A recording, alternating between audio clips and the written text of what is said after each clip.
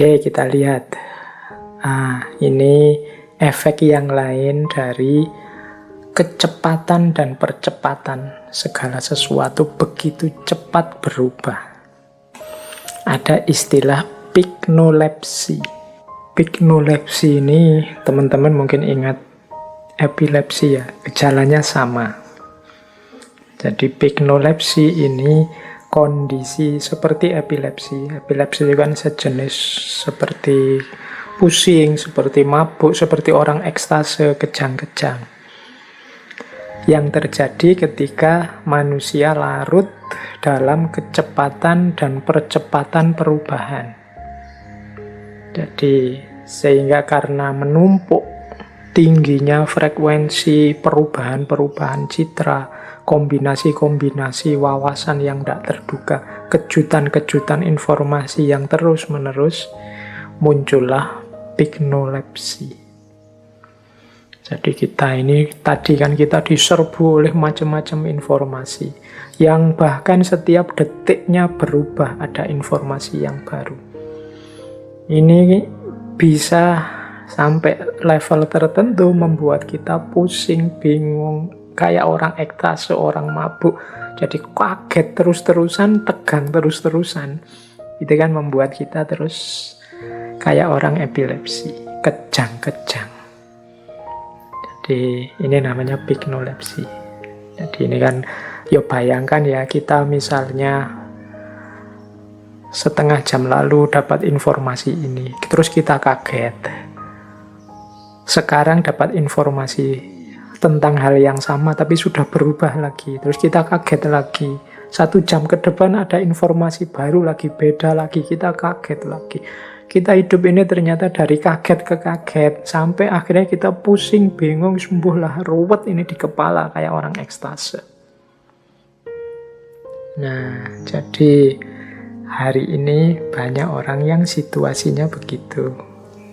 Tapi kita tidak bisa lepas dari situ. Ya makanya istilahnya membebaskan sekaligus memenjarakan. Membebaskan itu kan ya kita memang bebas memperoleh informasi apapun, tidak ada yang menghalangi sekarang. Tidak ada sortir-sortiran.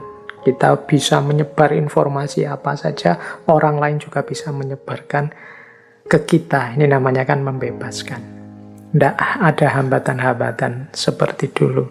Tapi sekaligus memenjarakan. Memenjarakan itu kita tidak bisa lepas sekarang dari itu.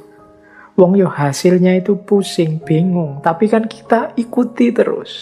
Mengapa? Kita tidak bisa lepas lagi sudah. Ada sejenis ketergantungan atau semacam candu di situ. Jadi kita ini seperti orang epilepsi yang kaget, kejang-kejang terus-terusan karena kita dapat bom informasi terus-menerus. Kita kayak orang epilepsi, tapi kita tidak bisa keluar. Bahkan kita sendiri mungkin tidak ingin keluar. Khawatir ketinggalan zaman tadi. Khawatir dianggap tidak update tadi. Jadi kita korbankan diri kita yang seperti orang epilepsi. Ini namanya pignolepsi. Dalam bentuk yang ekstrim nanti terjadi namanya kondisi panik. Jadi kayak orang panic attack, orang yang serba cemas. Jadi kondisi mental yang dia takut tanpa alasan, yang membuat dia ingin segera lari secepat mungkin tentang apa saja biar dia tidak dianggap tidak update, nggak dianggap kurang tahu, nggak dianggap ketinggalan zaman. Sehingga tidak ada waktu dia untuk memikirkan, merefleksikan hidupnya. Jadi kita karena ketakutan tertentu, waduh ini tidak boleh ketinggalan informasi ini. Ini apa sih? Ini kan sering itu kalau teman-teman lihat di medsos-medsos ada orang posting apa, terus kita tanya, ini tentang apa? Dari mana? Sumbernya mana? Dan seterusnya. Karena kita ingin mengejar lagi secara lebih dalam, karena khawatir kita ketinggalan zaman. Khawatir kita tidak update informasi terbaru. Kadang-kadang ada orang posting video potongan, ini lengkapnya apa ya? Infonya di mana ya? Karena kita khawatir ketinggalan ini. Kalau nunggu sampai selesai, wah, telat aku. Aku harus cepat mengejar. Kita panik kalau kita ketinggalan informasi. Kita panik kalau kita tidak yang lebih cepat, tidak yang pertama. Akhirnya kita tidak punya waktu untuk merefleksikan hidup kita. Kita sibuk mencermati apa yang berkembang di luar diri kita. Nah, kondisi ini nanti namanya piknolepsi.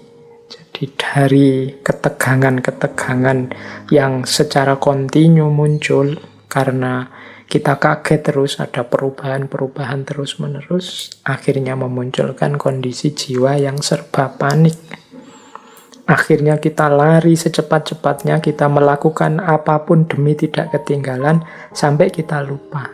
Apa benar hidup kita itu arahnya ke sana.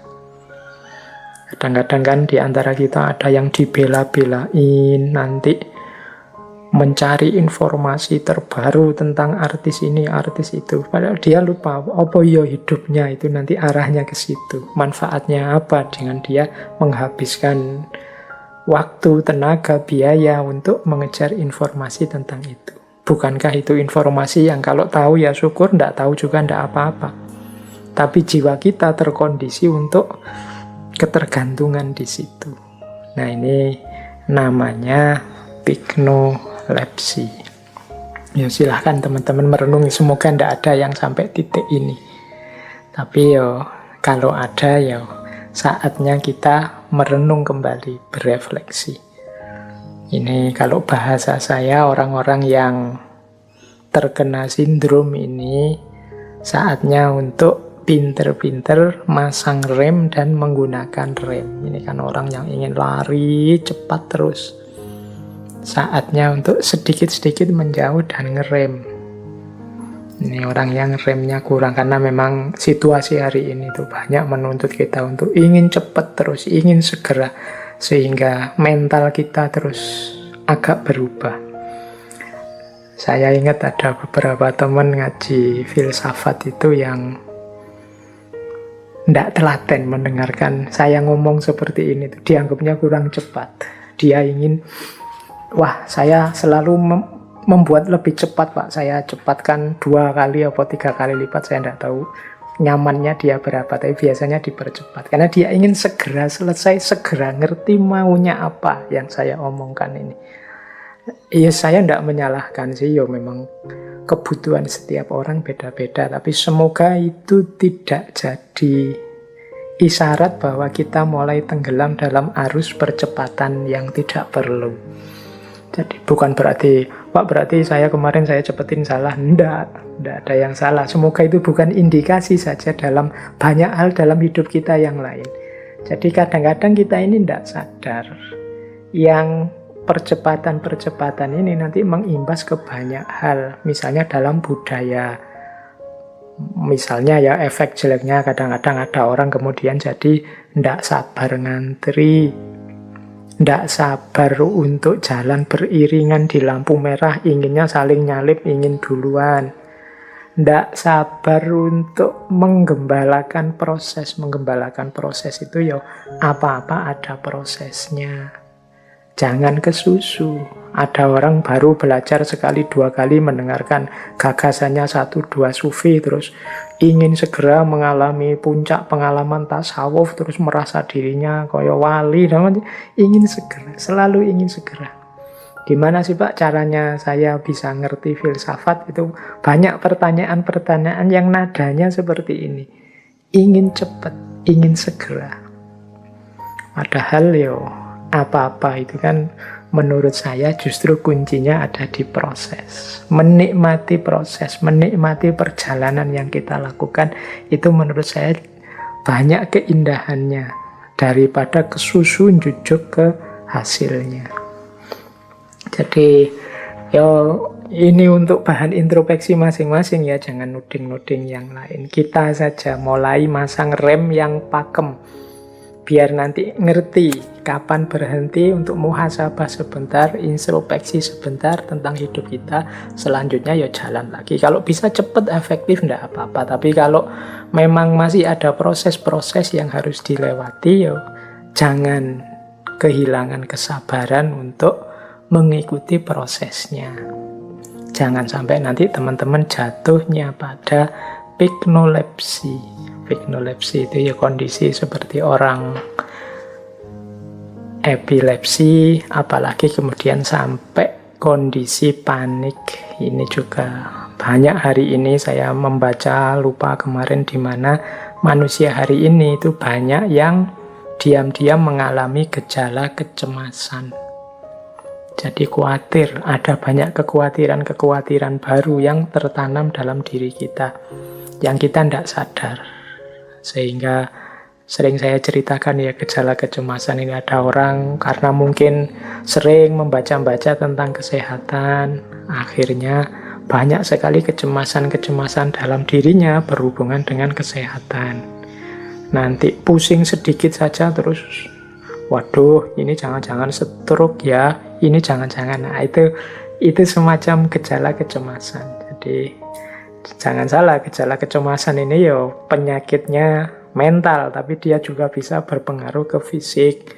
Mungkin perutnya jadi mules, dadanya jadi berdebar-debar. Nanti dadanya berdebar-debar, waduh ini jangan-jangan penyakit jantung. Nah itulah efeknya dari kondisi panik ini. Makanya teman-teman ya hati-hati, berpikir yang normal saja. Cuma ini ya memang budaya yang ada di sekeliling kita. Jadi ini semacam kalau saya Pak ingin jalan pelan-pelan, ternyata tidak bisa Pak, didorong terus oleh lingkungan sekeliling itu biar cepat. Jadi ini ya semoga teman-teman bisa mengatur ritmenya, karena hidup ini ya cepet terus ya masalah, terlalu lambat juga masalah. Segalanya harus pas, sesuai porsi dan proporsinya.